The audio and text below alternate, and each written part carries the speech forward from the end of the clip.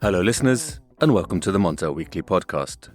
Bring you energy matters in an informal setting. Greenwashing is a term of abuse much bandied about. In today's European energy markets, how do you know that the power you are paying for really is green?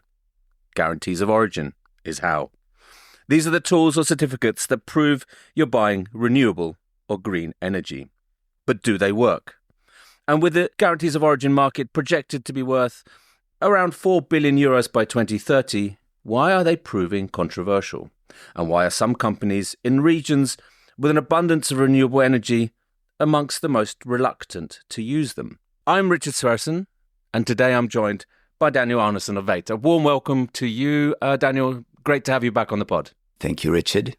I thought I'd just start by asking your views on the comments made to us by the Norwegian Energy Minister, who said that Norway, despite the pledges made when they came into power and the manifesto, they were not going to leave the GO or guarantees of origin market. What did you make of this? Well, to be honest, I am not surprised because the Norwegian government, municipalities around Norway, they have a lot of money in the geo market because they own a lot of the production capacity. So there would be a lot of loss if those geos were rendered useless. And also, I believe I mentioned it last time we spoke, there is a legislative hurdle to leave the geo system and still maintain in the internal market. So I'm not that surprised. Okay, so, what you're saying there is, Norway wants to be part of the internal energy market, but by leaving the guarantees of origin system, it would have jeopardized that position. Yes, exactly. Because the geo market is incorporated into the Renewable Energy Directive, which also reflected in the internal electricity market directive for disclosure purposes and so forth. Obviously, it's in the latest directives or Renewable 2 and so forth, and Norway has been quite slow on adopting this. But what I've heard, at least, they are moving more quickly on those areas now. How has the market reacted? I would say, I do think that like a lot of these risks around Norway has been priced in, and in a way, the discussion in Norway, I think the market is quite desensitized from this discussion on and off and so forth. But we have also seen trades out there asking for Nordic hydro, excluding Norway. So we see that there are actors in the market that are regarding Norwegian geos as a risk, even in the Nordic settings. And why is that? What they seen as problematic? Well, if you, for instance, trade in a forward there, and then if Norway would leave the system, then you wouldn't be able to deliver on that or acquire that. Absolutely. So I see what you mean. So, but now there's that almost, well, I don't know if it's a certainty you could call it, but certainly that U-turn has maybe allayed some of those fears then. Yeah, no, I would say that they have. There's still the issue of, like, they have announced that they will make changes to the geo system. I don't know how those changes going to look like in 2025 or Q3, I think they said. So that's going to be a bit of a, like, if they want to, by the sound of it, I think they will try to link it closer to the physical electricity, but to what extent, I am not certain. But also, like, I would say that the risk that existed, I think not many in the market were so risk averse with respect to the Norwegian geos. Because for some, the core issue is that Norway exported, I think last year, about 38 terawatt hours of guarantees of origin, but only 18 terawatts of physical power. Well, they exported more, if I'm not mistaken. They consumed 38 terawatt hour. So that's what they had. But for own domain cancellations, then they do ex-domain cancellations in Norway as well, which essentially is an export as well, but outside of the AIB. But then they had a production of almost 150 terawatt hour. So a large portion of that was exported. So interesting. I mean, do you think then Norway will continue to export geos? There'll be no change here? And will heavy industry in the country need to buy them to comply with EU rules to prove that they consume renewable energy? Yes, I do. Like the Norwegian, if you look at the power intensive industry in Norway, that is a bit more than 30 terawatt hours. So they will never be able to eat up the gap that they have in the oversupply, right? Even if all of them were to consume geos or buy geos. I know for a fact that some of them already do, right? And they have their own production and so forth. But Norway will still be a net exporter with the abundance of hydropower that Norway have in the country. What we see do in terms of the regulation of corporates and industry is that indeed you have the implementation of certain sustainability reporting directives and so forth. But when it comes to other more stronger incentives, so to speak, like the CO2 compensation scheme that they have in Norway, there they are still adhering to the location-based method. So they don't give any strong, let's say, financial incentive to the power intensive industry to buy geos. So this is at the core of one of the controversies in the geo market, where which I alluded to in the intro, where you have the market-based solution, which is a certificate, a guarantee of origin, and also the location. So you're saying my site is located in a power grid that is over 90% renewable, therefore I don't need to buy this because all the electricity I'm consuming is renewable. That's at the core of the controversy, isn't it? Yeah, you see that often, right? In countries where you have a lot of renewables, they don't really, they claim, well, we are consuming electricity that comes from renewables, which is more or less right, but they also have import, right? So there is the exact amount that you're consuming, it's impossible to know. Even the power markets, the bidding zones that we have is the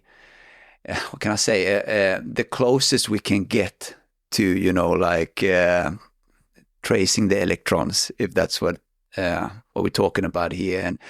And even a PPA, you can't trace the physical electrons in this, but still you're talking about the delivery of physical electricity. Ironically, the discussion is more controversial when it comes to geos than physical power markets. But physical power markets are also more closer to how the flows of physical electricity is. So. No, absolutely. I mean, and then there's the issue of double counting. What is that all about, Daniel? Well, essentially, lately you have seen many different concepts coming around with respect to double counting. You have double claiming, you have double perception, and so forth. Double Dutch to some. But but essentially, it all comes down to the credibility of the system. If I am using a geo for a purpose that you are also using it. And historically, if you look at the geo system, it has been mainly, first it was implemented for power producers to be able to differentiate their production. Lately, suppliers was regulated so that they had to use geos for disclosure purposes. Now we have taken a third step where we in EU see an increasingly regulation on end consumers, that they need to buy to certain rules when they disclose the electricity consumption and whether or not it's renewable or not. One of the problems is that we also have different policies that not always speaks to each other. So you have the Corporate Sustainability Reporting Directive. That is pretty clear, right? But then the Commission also have guidelines on when you can give state aid to power-intensive industry that are affected by the emissions trading scheme. and high electricity cost for that. So, and there we see that Norway have implemented a location-based approach. Meanwhile, else in Europe, they have a market-based approach using GOs and PPAs, bundled and unbundled GOs. So there comes also this issue. Like if I'm in Germany, for instance, I'm buying a GO from Norway, I'm claiming state aid for that. Meanwhile, in Norway, you can just claim it by the use of the grid electricity and using a location-based method. There you also have these double counting issues. And in the end, it does affect the credibility of the system, and it does undermine the efficiency of the GEOs as a system to promote renewables. I mean, this is all very, very complex, and it, as you said, there's a huge variation between different jurisdictions, both regional and national. What's the answer here? I mean, does you need to be? You mentioned the corporate sustainability reporting directive, which we'll come back to hopefully in later in the discussion. But does it need to come from the EU level to say we will accept we only want market-based rather than locational to avoid this potential controversial of double claiming, double counting, whatever you want to call it? Yeah, I would say that it must do that. So far in the EU, they have had quite an experimental approach. So, and that's because the knowledge when it first was implemented was not that great. And in that sense, it was quite good to set minimum standards and the national regulators, but also the market was involved in shaping the system. I would say that it has reached a point where it is more mature and it needs a little bit more top guidance now. I would say so. One of the problem, of course, is as well that we have the EU and then we have the EEA, where Norway is, right? And then beyond that, we have those that are neither of those, but still in the AIB, like Switzerland and Serbia. So like we have a very complex system of overlapping governance structures. Absolutely. And on top of that, you mentioned the different layers. So you have the ETS, you have carbon compensation schemes, you have subsidy schemes, you have, so a bundle of different other elements that you can throw into the picture here as well. So it is very complex. But before we go further, I think the listeners maybe would appreciate your views on current market dynamics. We've seen prices for this year fall below €1 a megawatt hour, and geo prices for next year fall below €2 a megawatt hour. What's happening here, Daniel? Well, essentially, what we've seen is that hydropower output has been very beneficial 2023 and 2024 against the dry year in 2022. And also the reservoir levels has been good. But on top of that, we have seen a record capacity build-up in solar and wind, and that from 2023. And obviously that is not something that just disappear, right? That's here to stay for a while at least. And that essentially creates this oversupply. And the demand side have not picked up as quick. We have, like if we look at 2023, demand did increase with about 8%. If we look at the main disclosure period between April 2023 and March 2024, when it's the disclosure deadline in most countries. So there it increased with 8% from 2022. So we have an increase regardless of the decrease in electricity demand that we saw last year. The question is, though, like the demand side is a little bit of a black box. And it is especially interesting now when a lot of new regulation is coming into play, which is favoring GEOs when it comes to disclosure for different purposes. So it's going to be interesting to see how the demand picks up. And theoretically, the demand can pick up a lot faster than the supply. because the supply generally, if you disregard auctions, of course, requires infrastructure development. Meanwhile, the demand can pick up without those costs. So we can see that demand pick up. I'd like to return to demand a bit later, but one of the other sort of, as we say, the unique element or anomaly of the guarantees of origin market is that you can still trade last year's contract. So 2023 is still listed. What's that all about, Daniel? Can you explain that to those listeners who find that particularly strange? Yeah, and it is a bit hard to maneuver, and some in the market are obviously taking advantage of that, and there's arbitrage opportunities presented. But the reason for this is that some countries in the AIB allow for 2023 vintages to be used against 2024 disclosure. And that comes with a geo from the Renewable Energy Directive have a 12-year expiry date. 12 year or 12 months? Sorry, 12 months. Yeah. Of course. Otherwise would be easily to explain. Yeah. But obviously, those 12 months can expand over 2 years. But in some countries, like Spain, for instance, there they only allow geos from 2023 to be used for disclosure in 2023 and so forth. This is also another example of this regulatory variation. Yeah, so you have this diversity in the system that makes it a bit difficult to maneuver. And that's why you see also, you see a difference in the prices between 2023 and 2024, for instance. And that is because 2023, as it is now, they have a less big size of the addressable market. 2024 addresses the entire AIB, right? Meanwhile, 2023, only those that allow disclosure across vintages. So just before we go further, the AIB, that's the Association of Issuing Bodies, which is the organization which all countries that basically issue guarantees. Yeah, they essentially make it. So in the EU, the transfer of geos should be feasible between all countries, but technically it's difficult. The AIB, which is the Association of Issuing Bodies, as you said, cater for that with technical solutions and a regulatory framework. And the national issuing bodies are members of this association, but not all EU members are.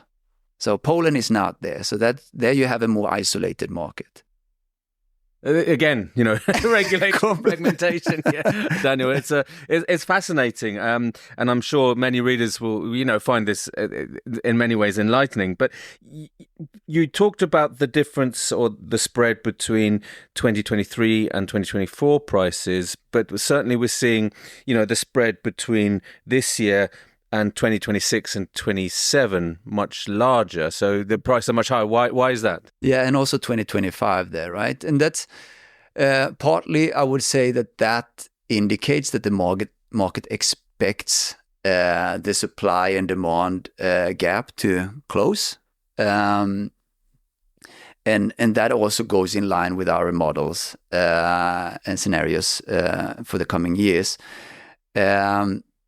So that is one explanation. Another one is that you don't really know also how the weather condition is going to be then. So that's one thing, right? Now for 2024, you have a better view of it. Generally, or often you see that in September, kind of market participants know more or less how the supply going to look for the year. So then you can see certain movements in it. But that is one explanation, that market participants expect prices to go up and the supply demand gap to close. But with that said, the different vintages have some impact on each other. So soon you will see 2024 in certain countries will be possible to be used in 2025. So the outcome of 2024 is also important for 2025. That's why I would say that you have a gap also between 2025 and 2026 and 2027. There's more certainty there. Yeah, it's all about that. And certainly, I mean, predicting the weather is very different. I think with the only certain thing we can say that it's going to become much more volatile, hotter, potentially wetter, and more instances of dramatic weather conditions. But I would like to move this subject onto maybe another controversial subject matter, Daniel, which is the issue of auctions. You alluded to them earlier. Now, they often are undersupplied and don't seem to be so popular amongst market participants. What's the reason for this? A, them being undersupplied, and B, the lack of, for a better word, popularity. Yeah. So personally, from the outset, I am positive to auctions because they do contribute to greater liquidity, but it also requires the demand side to pick up, right? In order for buyers to, reach prices or buys and sells quickly at relatively stable prices. But one of the problems with geo auctions, it's not their existence, possibly, but maybe the risks, maybe their introduction. They have been introduced now in a relatively short time span from, Italy started in 2013, I think it was, and then from 2018 we have seen more and more. The problem there is that relatively fast have supply increased in an already oversupplied market. And we still have some risks of it. And that is Germany, for instance, although you should never say never. We have a scenario to try the sensibility, what happens if they start issuing for supported geos. And then you have Serbia and Ireland. I think those are the only countries where they don't auction supported geos. But the problem there is that it introduces a lot of supply in a relatively short time span based on a policy change, which maybe not all market participants were aware of. So it presents risks, essentially. That's flooding more supply into an oversupplied market. Yeah. I see. And because then some of those geos, if they don't find a home or a buyer, then they reach market anyway and have quite a bearish impact on prices. Often, wouldn't it be fair to say, often the cap is placed quite high? Yeah. Yeah.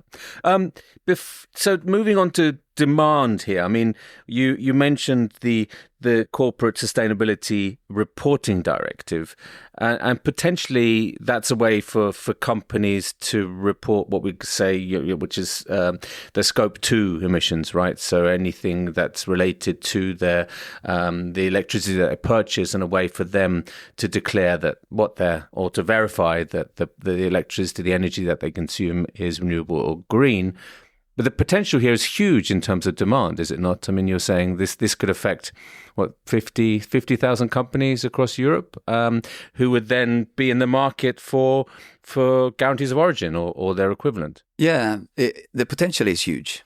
That's for sure. Or the scope of the regulation is huge. And it also have potential ripple effects because even a reporting company's scope 3 emissions can be a supplier's scope 2 emissions, right? So some companies can put pressure on their supply chains, and it can actually have ripple effects beyond the covered sectors or industries.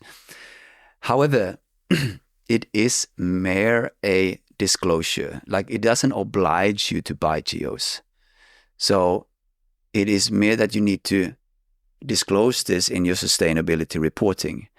Obviously, that exposes you if you are not buying any, and it does show what kind of greenhouse gas intensity you have for your organization. But it would be good, I think, to couple that with also other forms of incentives. And that can be public sector, for instance, in public procurement. I have seen it that they say that if you use 100% renewables for your production, then you score higher in the public procurement process and so forth. So I think it needs to be coupled with other incentives. Other incentives as well. But what's the time frame here for that directive, for the corporate sustainability? Well, the directive is already in place. It's it's implemented for the reporting next year, but that's for this year. Okay, so the company is already looking to do that. I think there is a role, like certain industries had to start before. I don't have it on the top of my head, but obviously other companies and so forth need to look into this already. And I'd just like to then turn to the form of companies that we all know about, we all use regularly, the big tech, the Amazons, the Google, the Meta. There was a very interesting article in the Financial Times last week about the certificates market and how big tech and the approaches they take to verify or certify their green energy consumption. But they seem to be taking quite diametrically opposed views. Some are saying we need to track it 24/7, and some are saying we can go into market once a year and prove it. I mean, why are they taking such opposing views, do you think?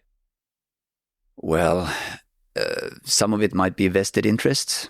I know that Google pioneered the TEACs, or like what does the T stand for now again? I can't remember, but it's 24/7. Okay, essentially matching. Time-based. That's right. Time-based energy attribute certificates. Okay, with pilots in Ireland, Denmark, and the Netherlands. So obviously they have a bit of vested interest. They have invested in this system. Meanwhile, you have others that don't, and like Amazon's. But what's the right way to go about that? That's difficult to say here, right? One of the things is that when you are tightening, when you are having more stringent temporal matching requirements and so forth, and higher granularity in the system, it will jeopardize liquidity.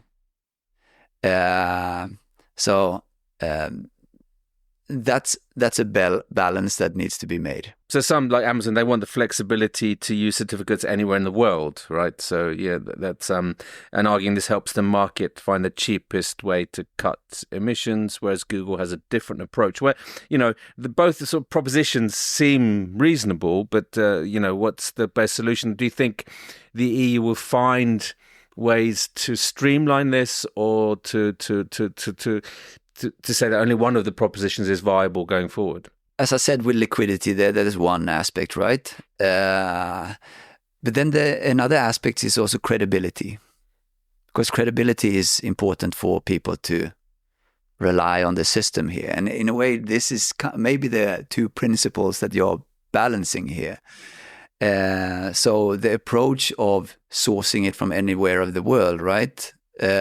That might undermine the credibility quite a lot, especially if you look at the discussions that you have in the EU. And also, like, EU regulation is going, I would say, in certain areas, it is going towards a more stringent temporal and geographical requirements, and the production of renewable hydrogen for target compliance is one such sector, although they have different approaches depending on how carbon intensive or renewable or the renewable share of the grid in a bidding zone. But the general approach is that you need to have you need to have a PPA, and then you need to source the geos within that bidding zone or neighboring bidding zones. Because otherwise, and I think you've nailed it on the head there, I think, Daniel, because if I have a site, data center, say in Sweden, and I'm using certificates from, I don't know, from Croatia that were produced last year to certify my renewable production this year, that lays the system open to a lot of questions, and especially around the credibility of how useful is that, how viable, how sustainable is that. So I think the issues of that then forcing, or not forcing, but certainly incentivizing companies to buy in the time that they produce and in the place that they produce, like in the bidding zone, is maybe that's what the EU is looking at. Is that would that be a summary of what you're saying, Daniel? Yeah, I would say that they do that in more, what can I say, more regulated areas, or like when it comes to target compliance, like they call it renewable fuels of non-biological origin, like fuels that are produced with electricity, like electrolysis and so forth. In those areas where you have targets connected to it, I think they will have strong requirements. Meanwhile, when it comes to the Corporate Sustainability Reporting Directive, there it will be more lax. So I think you might see a development where the market is actually developing in two directions. One that is more, like stringent when it comes to granularity, another one that is more flexible. More flexible, and that maybe, yeah. I mean, I think from what you're saying here, Daniel, the outlook is not for less complexity, but potentially even for more going forward. Yeah, maybe. Daniel, thank you very much for being a guest again on the Montel Weekly podcast. Thank you very much. It was a pleasure.